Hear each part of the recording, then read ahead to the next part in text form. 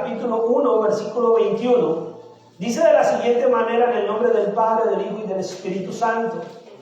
Y dará a luz un hijo, y llamará su nombre Jesús, porque él salvará a su pueblo de sus pecados.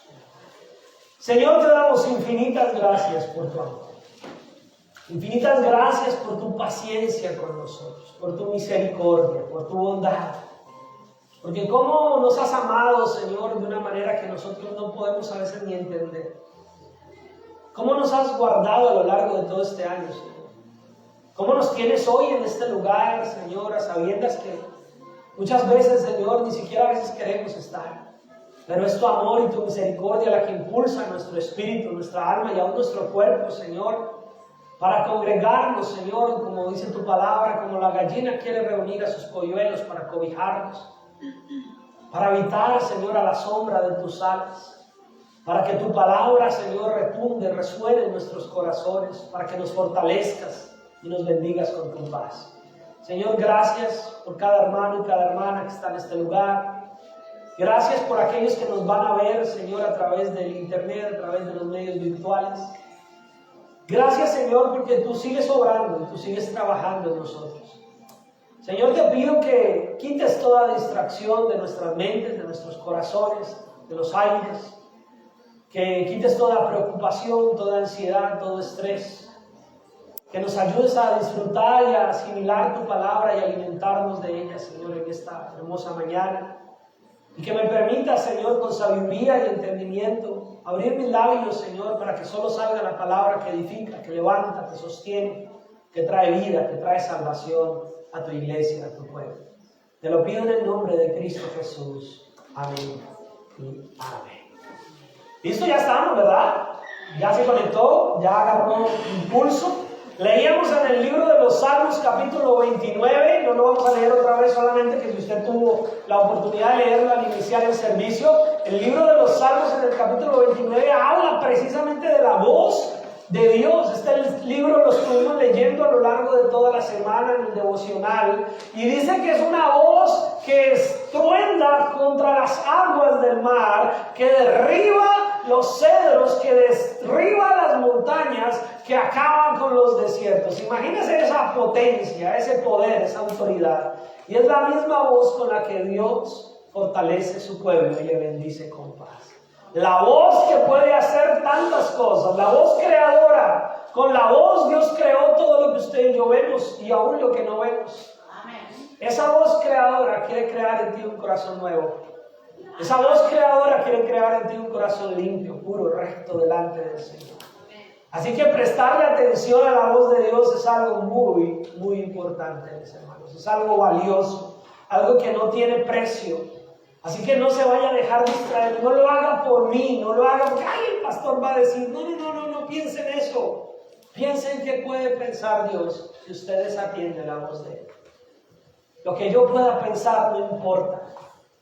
Lo que importa es lo que piense Dios. Amén. Así que la voz de Dios es la palabra hoy. La palabra audible, visible es esta, mis hermanos, y es la voz que quiere transformar, derribar las montañas de dureza que hay en nuestros corazones, derribar los cedros de pecado que se puedan levantar en nosotros. Es la voz que quiere quitar el desierto de soledad, de desánimo, de depresión que a veces hay en nuestras vidas. Es la voz de Dios. Si le prestas atención a la voz de Dios, lo has ganado todo el día de hoy. Pero si desatiendes hoy, en este día, a la voz de Dios, entonces, mis hermanos, has dejado perder una oportunidad enorme de que el Señor te levante, te bendiga, te fortalezca y te bendiga con su paz. Amén. Ya iniciamos un nuevo ciclo de mensajes y con base en este versículo dice, y llamará su nombre Jesús. Ese nombre Jesús es un nombre que no era, que a él fue el primero que lo bautizaron con ese nombre.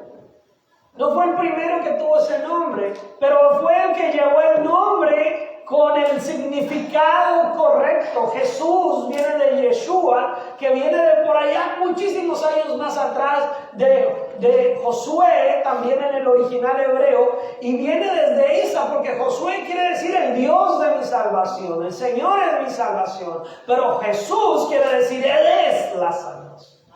Entonces viene con toda esa trascendencia, no me voy a detener en eso, podríamos hacer un servicio de solo ese tema. Solo quiero traerlo como una forma de que usted entienda que ese nombre representaba algo, pero no había quien había podido llenar el valor de ese nombre.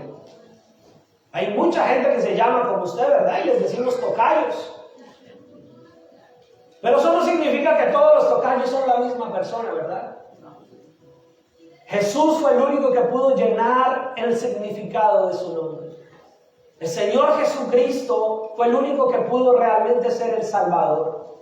Y ese nombre nos dimos hace 8 días cuenta que tenía una connotación de Mesías. Entendimos que el Mesías, el Cristo, que es en griego, es el enviado, el ungido, el apartado, el preparado.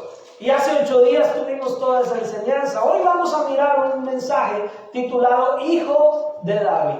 Otra forma en la que conocemos al Señor Jesucristo es como Hijo de David, pero tampoco fue el único que llevó ese cargo o ese título, pero era el único que cumplía a la perfección el propósito de eso.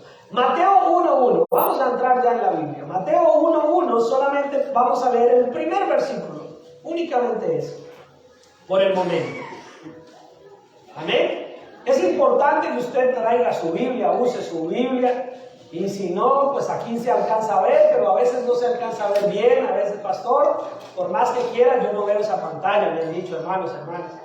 Entonces traiga su Biblia, use sus gafas, lo que sea necesario para que usted pueda mirar la palabra.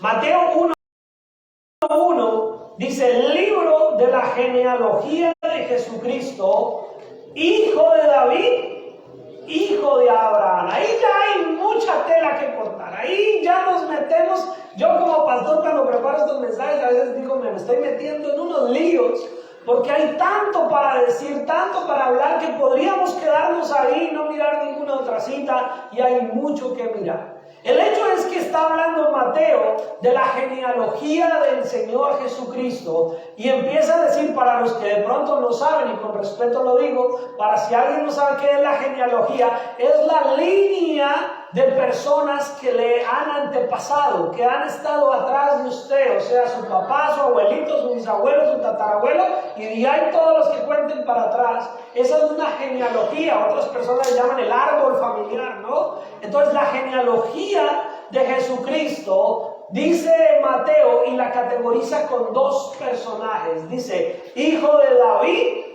e hijo de Abraham. ¿Quién fue primero, Abraham o David?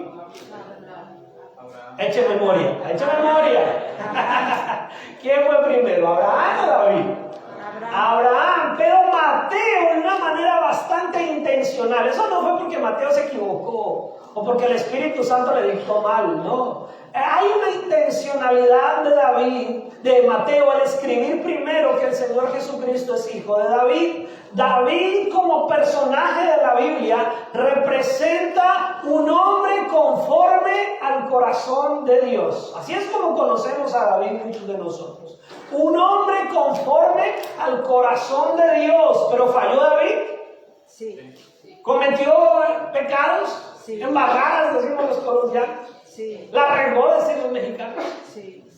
David era un hombre como cualquiera de nosotros, pero tenía un corazón conforme al corazón de Dios. Un corazón humilde, un corazón manso, un corazón dispuesto a reconocer sus errores, a reconocer sus fallos. Un corazón que sabía que aunque había fallado, no tenía otro lugar para poderse levantar, sino volver a su Dios.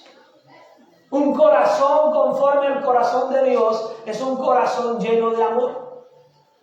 Dios es amor, no Dios tiene amor, Dios es amor. Y el corazón de Dios rebosa de amor. Entonces David representa esa identidad con el Dios de amor. David era un hombre lleno de amor. David amaba a su familia. David amaba al rey que buscaba matarlo, a Saúl. Y él lo amaba y decía, no, yo que voy a ponerme a ir en contra de mi siervo, de mi ungido. Y David tenía ese corazón que hasta amaba a sus enemigos. David tenía ese corazón celoso por el templo, por el tabernáculo. David tenía un corazón lleno de amor, un corazón que iba más allá de la tradición, de la religiosidad. David amaba, danzaba cuando venían de guerra. Su propia esposa, recordemos que hace pocos servicios lo vimos, su propia esposa lo menospreció. Dijo, ¿qué es este? ¿Qué le pasa? Que es que bailando y cantando y sintiéndose feliz. Pero era que David lo hacía por amor. Él no lo hacía por impresionar, ni por hacer show, ni apantallar. Él lo hacía porque tenía un corazón lleno de ¿qué? De amor. Y Abraham no es diferente a David. Abraham también amaba al Señor, Abraham. Pero cuando conocemos la historia de Abraham, ¿cómo conocemos a Abraham? ¿Como un hombre de qué? De fe. Abraham nos revela un hombre lleno de fe. Dice la palabra del Señor que por la fe de Abraham fue considerado justo, fue justificado. La fe de Abraham era una fe que Dios le decía, muévase para acá, y se movía y no se podía. ¿Por qué? ¿Para qué? No. La fe de Abraham confiaba que si Dios decía vaya, él iba. Que si Dios decía haz esto, él lo hacía. Y sabiendo, Abraham también falló. Sí. También se equivocó, ¿verdad? Pero Abraham tenía la fe suficiente para saber que en Cristo, que en Dios, aunque no lo sabía por nombre propio, sino por la promesa de que en Él serían benditas todas las familias de la tierra, por la promesa, por la fe, Él vio a Jesús. Qué impresionante, estos dos personajes tienen una relevancia muy grande. Entonces Mateo, ¿por qué le da prioridad a David? Porque sin irnos a la Escritura, para no estar de aquí para allá, la Escritura nos dice que podemos tener la fe para mover montañas, pero que si no tenemos amor, paila, dicen los colombianos. Si no tenemos amor, aunque creamos tener una fe inmovible, esa fe sin amor es muy complicada decir que es la fe de Dios. Entonces aquí lo que está diciendo es, aunque el Señor Jesucristo es hijo de Abraham por la fe, por la promesa, por la esperanza, por la convicción, aunque es hijo de fe, es hijo de amor. Y por eso Mateo muy intencionalmente le da una prioridad a David. Y usted sabe que a lo largo de la Escritura no se dice de Jesús hijo de Abraham, sino a lo largo de la Escritura se dice que hijo de David. Hay una razón de ser, hay un peso ahí. Ahora, ¿David tenía fe? Claro que tenía fe. ¿Abraham tenía amor? Claro que tenía amor. O sea que no estamos invalidando a ninguno de los dos, sencillamente estamos representando a esos personajes con una característica que los mostró a la luz de la Escritura, ¿verdad? Entonces, la genealogía lleva a mostrar a Jesús como hijo del linaje de David por encima de ser hijo del linaje de Abraham. Y muestra ese Dios de amor, amor y fe. Dos cosas que no le pueden faltar a un creyente. No le puede faltar el amor a un creyente cristiano. Un creyente que diga, yo sí que sigo a Cristo, yo soy discípulo, yo leo la Biblia, yo voy, yo me congrego, pero a mí no me mande a amar a nadie. ¡Ay, no! Como que eso es una moneda de cuero. Como que eso no tiene real valor. Es pura religiosidad. Pero cuando hay amor, eso cobra sentido. ¿Sí? Y la fe, mis hermanos, sin fe es imposible agradar a Dios. Así que el amor y la fe, ay no, pastor, yo sí amo a la gente y todo, pero a mí no me pide orar porque yo no creo que Dios haga, yo no creo que pase nada, yo no creo que valga la pena, yo no sé si de verdad Dios va a venir. No, eso tampoco sirve. En la vida del creyente, la vida del cristiano, la vida del seguidor de Cristo debe contener amor y fe. Amén. Dos caras de una misma moneda, muy importante en la vida del cristiano.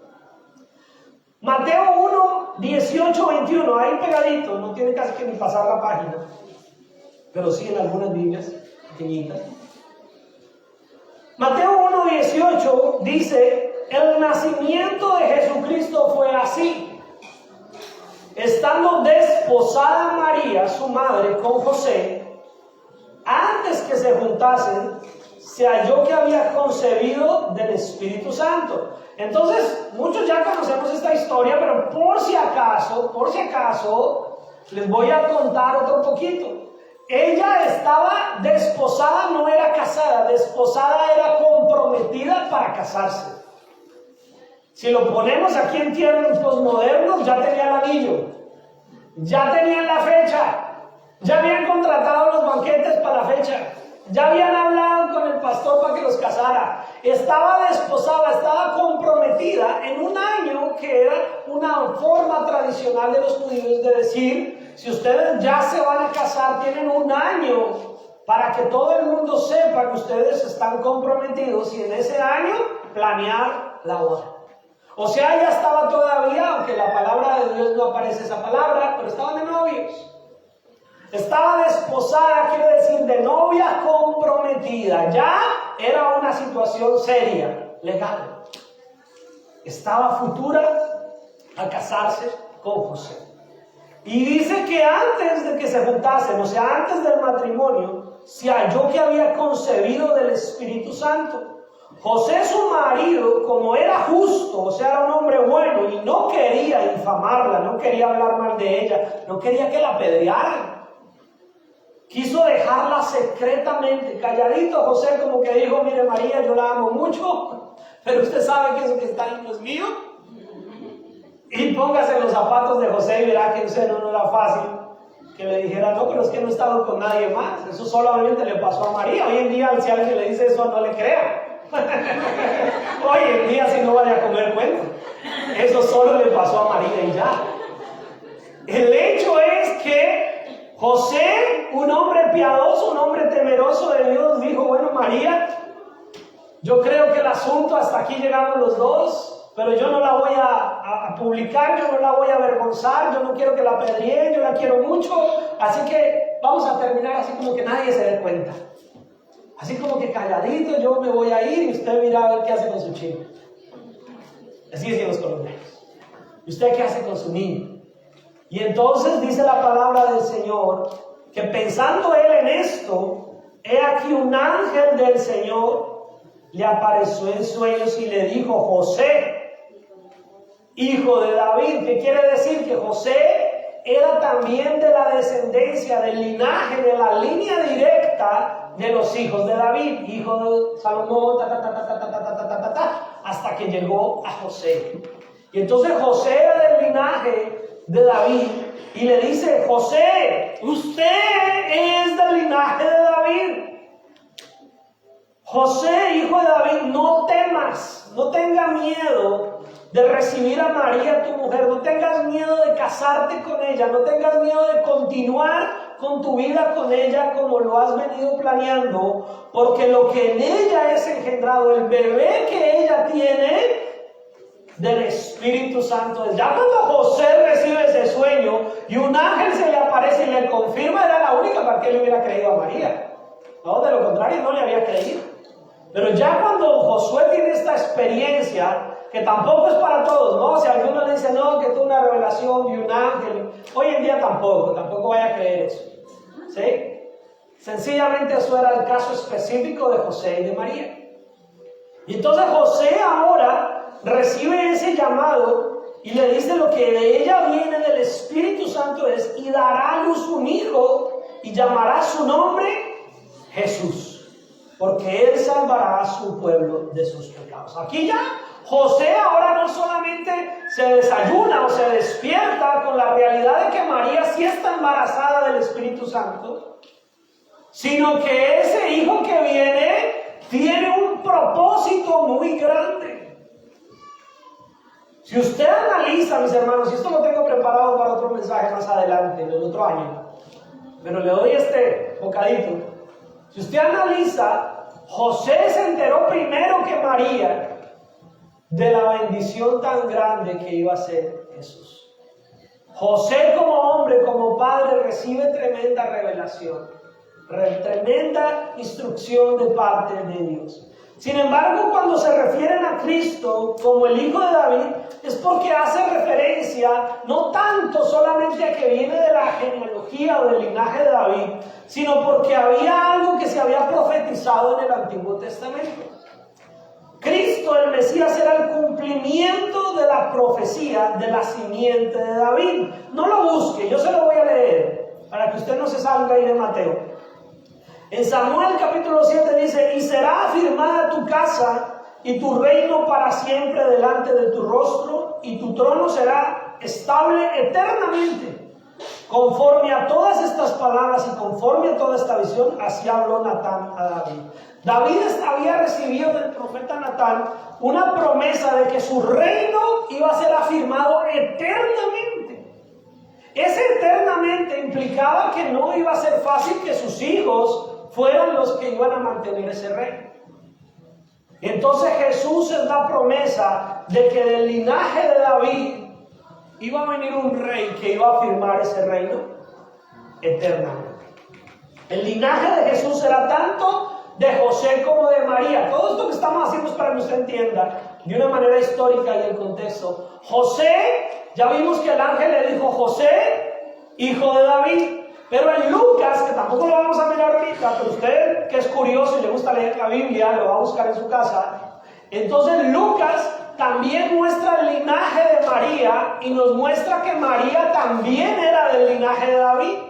O sea que tanto José como María eran descendientes de David. O sea que Jesús, tanto por el lado materno, de donde venía, digamos así, consanguíneamente, era del hijo de David, tanto por el lado adoptivo por José, era hijo de David. No había por dónde no decirle hijo de David. De ambos lados era descendiente del linaje de David. Esto entendiendo esta parte, ¿ok? Mateo capítulo 12, verso 22. Mateo 12, verso 22.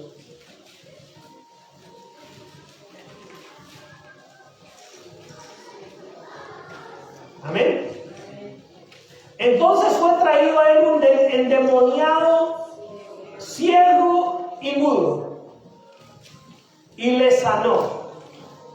De tal manera que el ciego mudo veía y hablaba. Y toda la gente estaba atónita y decía: ¿será este aquel hijo de David? El término hijo de David con el tiempo no solamente se había convertido en una forma de establecer quiénes eran descendientes de David, sino que el término hijo de David con el tiempo se había convertido en la forma de identificar a la promesa que ya le leí en Samuel, de aquel que iba a ser el Mesías, el Salvador, de aquel que iba a ser el que iba a dejar el trono, el reino de David afirmado eternamente. Que eso fue lo que vimos y hemos visto en otros mensajes, que la gente sí que estaba esperando un Mesías Salvador para que reinara físicamente como David reinó. Y así como David peleó contra filisteos, contra gigantes, contra otros pueblos y dejó victorias, ese otro rey viniera y peleara contra los romanos, los liberara del yugo romano y se sentara en el trono de David y volvieran a ser un pueblo poderoso, un pueblo económicamente triunfante, un pueblo con un ejército fuerte. Ese era el hijo de David que ellos esperaban. Pero el hijo de David tenía un reino eterno que no podía ser establecido solamente en la humanidad. Tenía que ser establecido por toda la creación, por toda la eternidad. Entonces se despertaba una curiosidad para saber si él era el Mesías. Él empezó a sanar gente, él empezó a hacer milagros, él empezó a caminar en medio del pueblo, y el pueblo cada vez que veía a Jesús hacer sus señales, sus milagros, sus prodigios, decía: ¿será este el hijo de David? ¿Será este el cumplimiento de la promesa? ¿Será este? Y saben que esa es una pregunta que, aunque ya hoy en día conocemos la historia y conocemos el mensaje bíblico y conocemos las películas y los videos y las canciones, pero todavía hay mucha gente diciendo: ¿será? ¿Será este? ¿Será que Jesús sí es el Dios? ¿Será que el Jesús de esos cristianos locos que se van allá a Norfolk a sentarse en esas bancas? ¿Será que el Dios al que ellos sirven sí es el Dios verdadero? ¿Si es el Mesías? ¿Si es el cumplimiento?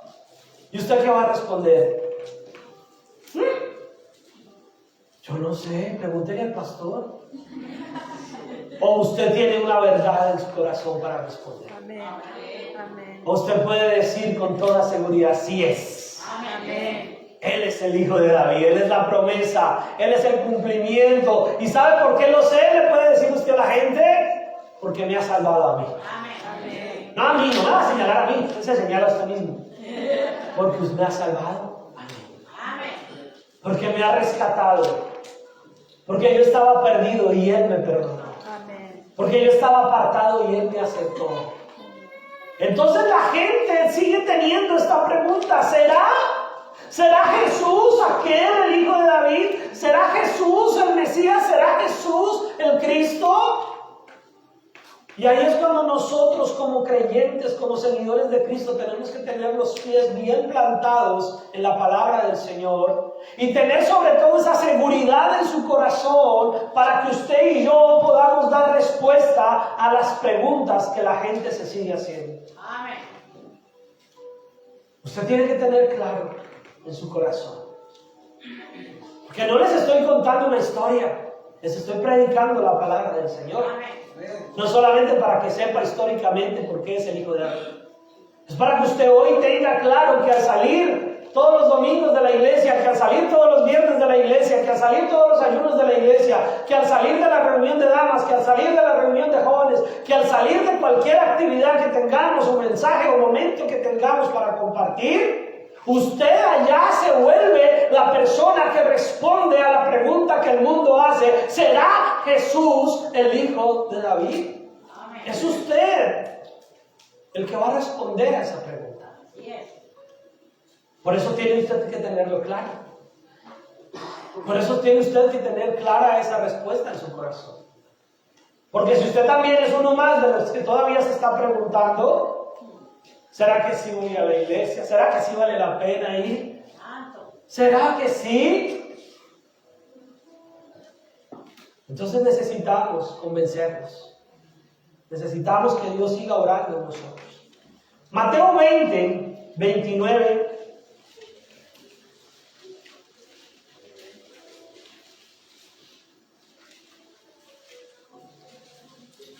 Mateo 20, 29 dice: al salir ellos de Jericó, ya vamos a saber quién es.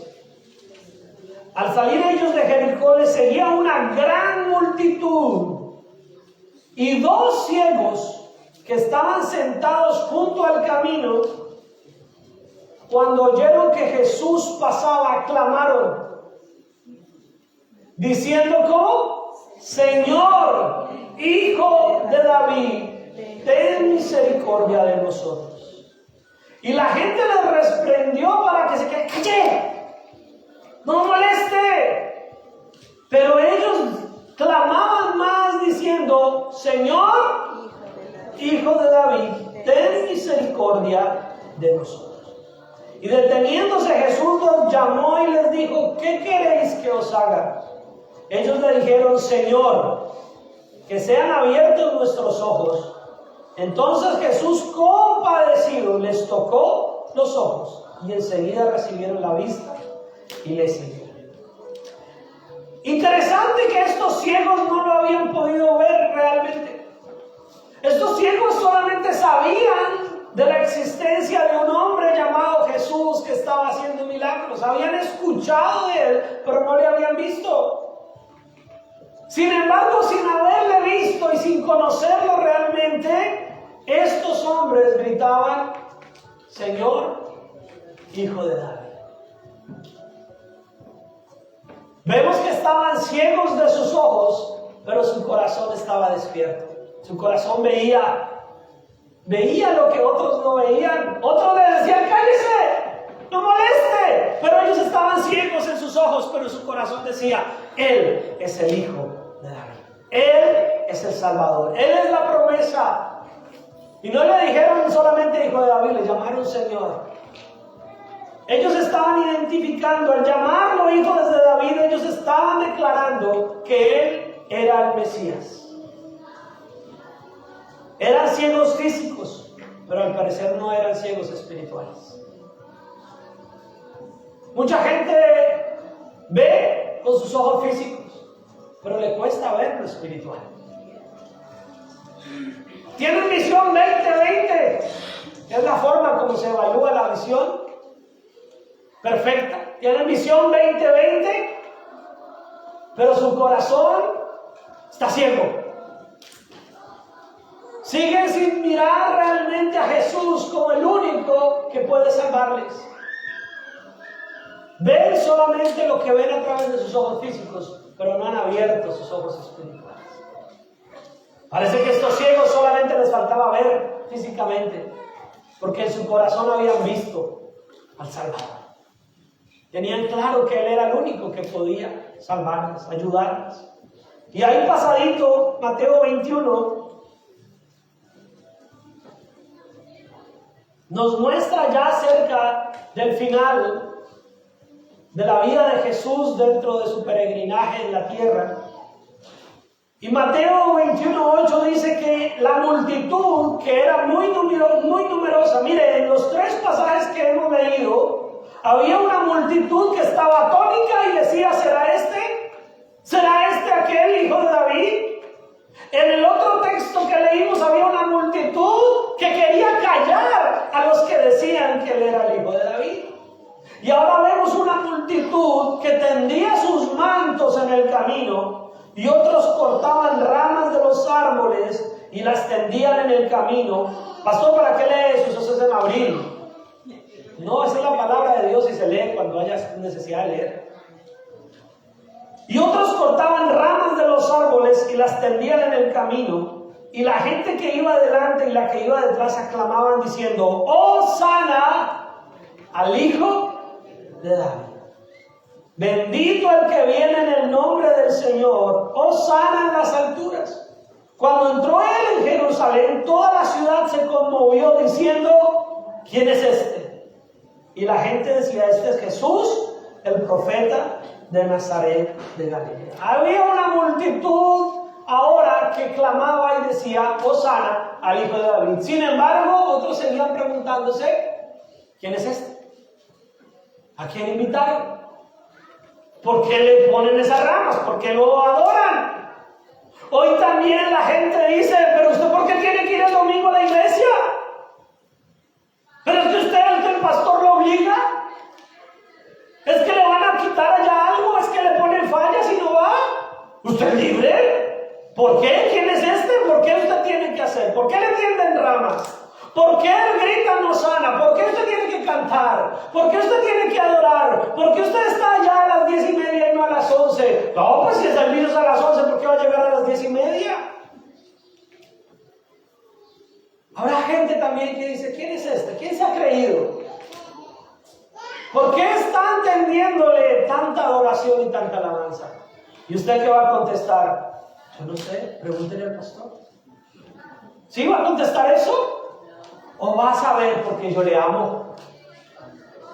Porque yo estoy contento, feliz de saber que el Dios que se hizo el Hijo del Hombre, el Hijo de David, es el Dios de mi salvación. Porque yo le amo. Porque para mí no es un problema ir el domingo a la iglesia. Porque para mí no es un problema congregarme. Porque para mí no es un problema cantar. Porque para mí no es un problema orar. Porque para mí es un gozo, es una alegría. ¿Sí eso es lo que usted va a contestar? Bueno, espero que sí. Confío que sí. Confío que esa sea su respuesta. Ay, porque si no el pastor el lunes, el martes empieza a llamar para que no moleste. Mejor voy el domingo para que no me esté llamando el martes. No, esa no tiene que ser la respuesta y esa no tiene que ser la razón. La razón es que usted ama. La razón es que usted sabe y conoce que el que está entrando triunfal a su vida es el Dios Salvador. La razón por la que venimos en diciembre no son las lucecitas. La razón por la que nos congregamos en diciembre no es por la Navidad comercial y los regalos. La razón por la que nos congregamos en diciembre es la misma por la que nos congregamos en enero, en febrero, en marzo. Porque le amamos. Porque reconocemos su grandeza. Y si aprovechamos estas festividades, es para todavía amarle más y decirle a la gente, vale la pena pasar una Navidad diferente. No tiene que pegarse una borrachera para sentir que la Navidad fue buena. No tiene que tener una fiesta con baile, con comida y hasta que, mejor dicho, hasta que se le voltee el ombligo, entonces para. No.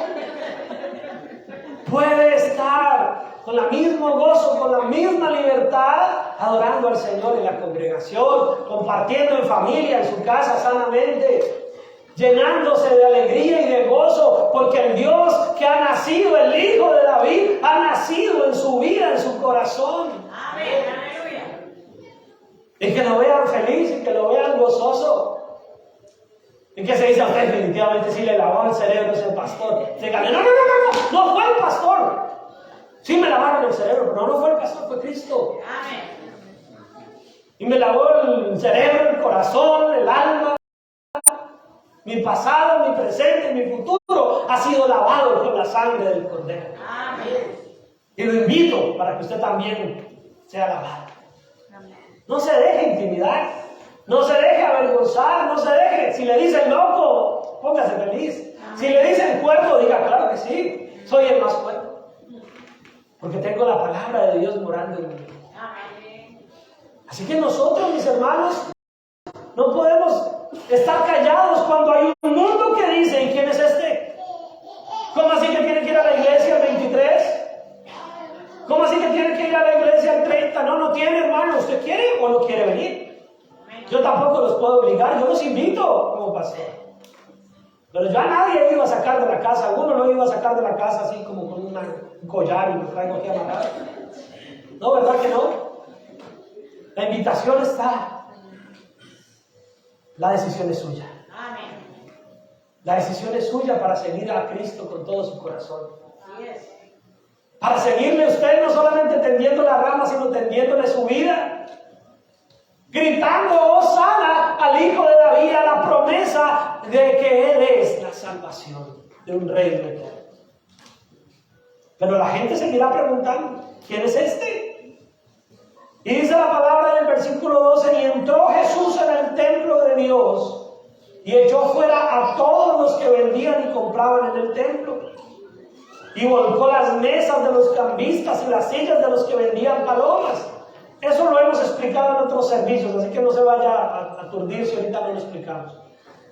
Y les dijo, escrito está, mi casa, casa de oración será llamada, mas vosotros la habéis hecho cueva de ladrones.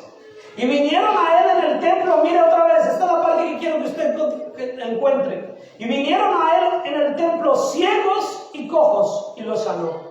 Pero los principales sacerdotes y los escribas, viendo las maravillas que hacía y los muchachos, muchachos, muchachas, si se puede aclamar al Señor. Y los muchachos aclamando en el templo y diciendo, Hosana al Hijo de David. Esos hombres religiosos se indignaron y le dijeron, ¿oyes lo que estos dicen? Le dijeron a Jesús. Con que dicen, empezaron a confrontar directamente a Jesús. Le dijeron, oiga Jesús, si ve que lo están llamando Hijo de David, y no lo estaban molestando porque él no fuera de la genealogía de David, él era hijo de David por linaje. Pero ellos sabían que lo que representaba que lo llamaran hijo de David no era que fuera descendiente de David, sino que era el cumplimiento de la promesa del reino eterno de David. Y confrontan al Señor Jesucristo. Oiga Jesús, miren que la gente, miren que los de Príncipe de Paz siguen congregándose aunque llueva. Miren que los de Príncipe de Paz siguen congregándose aunque salga el sol. Miren que los de Príncipe de Paz siguen congregándose en invierno y en verano y en primavera. Miren que los de Príncipe de Paz siguen ahí cantando y alabando al Señor. Miren que los de Príncipe de Paz están llegando a las 10:30 y ya no a las 11. Miren que los de Príncipe de Paz están congregando los viernes también al discipulado. Miren que lo siguen llamando usted el Dios, el Mesías. Y entonces el Señor Jesucristo le dijo, es que ustedes nunca han leído bien, que de la boca de los niños y de los que maman, perfeccionaste la alabanza. En medio de un pueblo tal vez pequeño, en medio de los niños, por eso mis hermanos, a ellos hacemos el esfuerzo, con el cunerito, con los salones, porque esos niños tienen un valor muy grande. Porque las voces de ellos, el Señor nos confronta a nosotros como adultos. ¿Sabe que los niños entre los 0, 1, 2, 3, 4, 5, por ahí como hasta los 5, 6, 7 añitos, se emocionan cantando, se emocionan adorando, los bebecitos cantan, los niños cantan, y uno como papá ya con 20, 30, 40, 50 años y a duras penas se emociona si la canción le gusta, si no, no. Ay, pastor, si esta era la que cantaban en el pueblo hace 23 años, hace 50, esta sí me gusta. Las modernas que usted está poniendo no.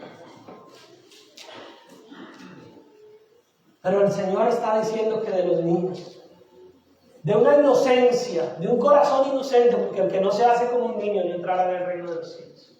De un corazón inocente, de un corazón entendido, el Señor perfeccionó la alabanza. Pero lo interesante de este asunto con relación a ser visto a Jesús como el Hijo de David, es que los ciegos, mis hermanos, la gente, la muchedumbre, podía verlo, pero los que veían físicamente al Señor estaban ciegos espiritualmente y su orgullo no les dejaba ver a quien tenían al frente.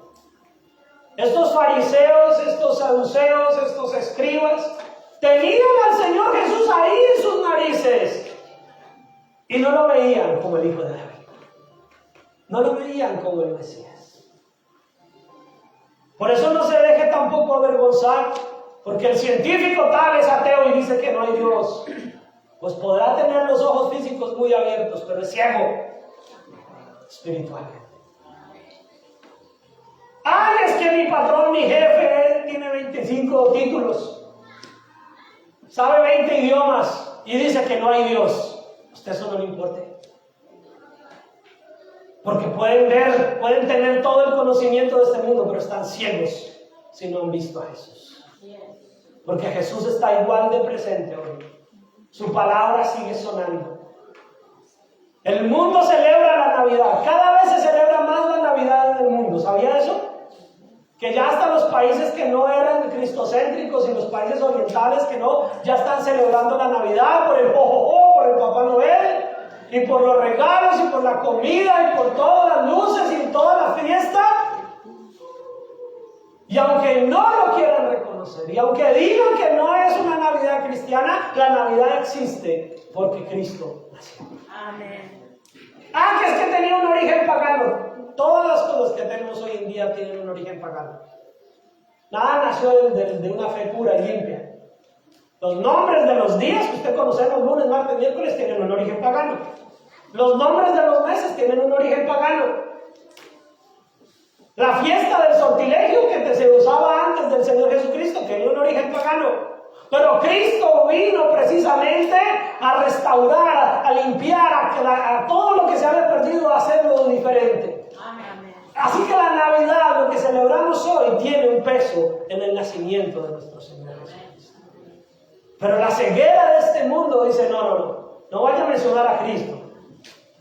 No vaya a decir que Cristo es la Navidad, es Papá Noel. Los niños crecen hoy en día sabiendo de Papá Noel, sabiendo de los regalos, de la comida, y no tienen ni idea que la Navidad tiene que ver con Jesús. ¿Y quién va a responder a las preguntas? ¿Quién es este? ¿Cómo así que la Navidad es porque nació Dios en medio de una virgen? Pues explíquelo, pues cuéntelo, pues hable, no se quede callado. Responda a esa pregunta de quién es este. Sea usted el que muestra que usted no es ciego. Sea usted el que demuestra que usted ha sido sanado de esa ceguera espiritual que todos tenemos. Porque estos fariseos podían verlo físicamente, pero no lo reconocían como el Hijo de Dios, como el Hijo de David. Vamos a Marcos ya para ir terminando. Marcos capítulo 12, versículo 35.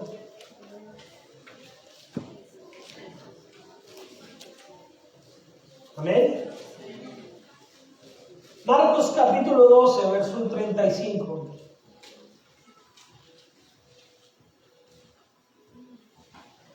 Enseñando Jesús en el templo, decía: ¿cómo dicen los escribas que el Cristo es hijo de David? Porque el mismo David dijo por el Espíritu Santo: dijo el Señor a mi Señor, siéntate a mi diestra, hasta que ponga tus enemigos por estrado de tus pies. David mismo le llama Señor, ¿cómo pues? De su hijo. Y gran multitud del pueblo le oía, ¿cómo? Diga como yo, pastor. ¿Cómo están ustedes oyendo este mensaje? ¿De buena gana o de mala gana? Y el pueblo le oía de buena gana. Y aquí entonces vemos un punto de confrontación con todo este mensaje, mis hermanos. Y es que el mismo Señor Jesucristo dice, bueno, la gente me proclama como el hijo de David.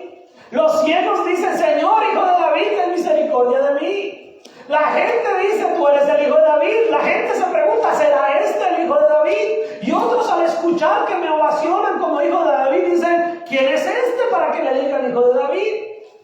Y entonces él mismo utiliza la escritura y dice, ¿cómo dicen los escribas que el Cristo es hijo de David? Si el mismo David dijo, el Señor le dijo a mi Señor, siéntate a mi diestra. ¿Cómo va a ser el Señor, el Hijo de Dios, después de David?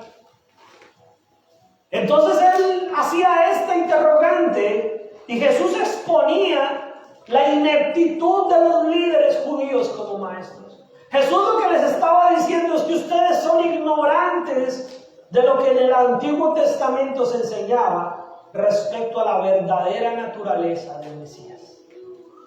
Él no estaba diciendo que estaba mal que le dijeran hijo de David. Él no estaba diciendo que en su humanidad no fuera descendiente del linaje de David.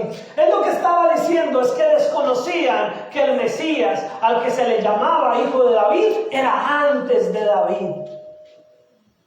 Él estaba en el principio, está en el presente y estará en el futuro. Amén. No estaba diciendo que estaba mal que le dijeran hijo de David. Solamente estaba confrontando a la gente que seguía esperando un líder religioso, un líder militar. Y entonces Jesús, por lo tanto, como hijo de David, se manifestó como 100% hombre. Pero como hijo de Dios, antes de David, se manifestó como 100% Dios. Así que no seguimos al hijo de un hombre. Aunque le digamos hijo de David, seguimos al Hijo de Dios, al Dios eterno, al Dios grande y poderoso. Jesucristo, mis hermanos, el unigénito Hijo de Dios y el único medio de salvación para el mundo, es tanto Hijo de David en la carne como en el sentido físico, pero cumple más como Hijo de David en lo espiritual, como la única respuesta a la promesa de salvación para el mundo. Ahora, ¿es usted consciente de eso? ¿Es usted consciente que Dios es 100% hombre o fue 100% hombre, pero nunca ha dejado de ser Dios? Que es antes de David, antes de Abraham, antes de Adán, y que es el Dios que hoy también quiere que tú le des un lugar real en su vida, que le des un lugar real en su corazón, que no sea solamente un recuerdo o una historia que contar, sino que tú y yo podamos hoy realmente establecer un compromiso de identidad con el Hijo de Dios, un compromiso de identidad con el Señor, y saber que el Dios grande y poderoso llamado el Hijo de David, el mismo David le llamó Señor. Así que cuando nosotros vemos a Jesús solo en su humanidad, a veces creemos que es un igual a nosotros. Pero cuando entendemos que Él solamente se humilló al rebajarse a ser humano, entendemos que su grandeza, mis hermanos, y la voz de su palabra que hoy resuena en nuestros corazones, es como leíamos en el libro de los Salmos. Una voz que crea, que destruye, que derriba aún los desiertos y las montañas. Y es la voz de Dios hablándote hoy a ti. ¿Quién es para ti Jesús hoy? ¿Un personaje histórico? ¿O el Dios de tu vida? ¿Es Jesús solamente el Dios que cuenta el pastor los domingos? ¿O es el Jesús con el que tú te relacionas todos los días, toda la semana? ¿Es Jesús solamente el que vemos en Semana Santa y en Navidad en obras de teatro en la iglesia? ¿O es Jesús el Dios donde tú te refugias todos los días de tu vida?